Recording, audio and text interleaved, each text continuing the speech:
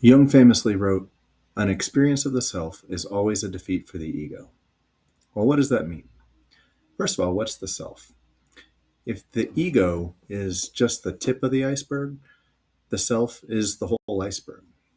The whole Jungian individuation project is about recovering parts of ourselves that we've forgotten, repressed, denied, or disowned for various reasons as we move through life.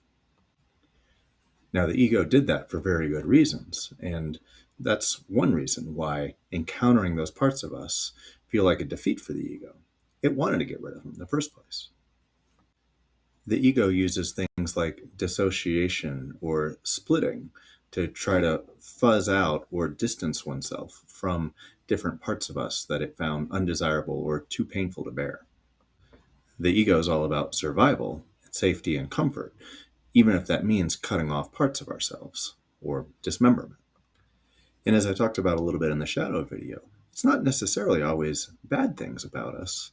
A lot of people cut off their spontaneity or their creativity or their intelligence, their playfulness, because maybe friends or adults, parents thought it was too much. And so we learn to hide those things. A lot of times people cut off or split their sexuality or their aggression or anger because those also were too much or too scary for themselves or other people. So to work to recover these parts of ourselves really threatens the ego. That's why Jung says it's a defeat for the ego to encounter the totality and the bigger aspects of ourselves that we've tried to get rid of throughout life. So obviously that can be a big scary prospect. So when you need a guide, reach out or like or subscribe for more tips on how to deepen into your own psyche and soul.